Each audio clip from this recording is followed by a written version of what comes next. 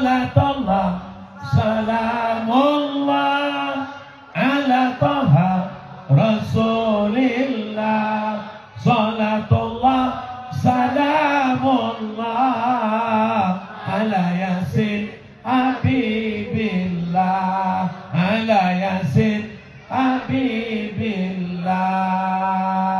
Allahumma salli ala Sayyidina Muhammad. Allahumma sholli alaihi.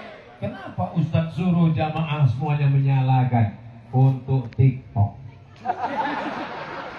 supaya medsos, Facebook, Twitter, TikTok, YouTube isinya jangan perbuatan maksiat saja, jangan ulat pinang dan ulat tikus.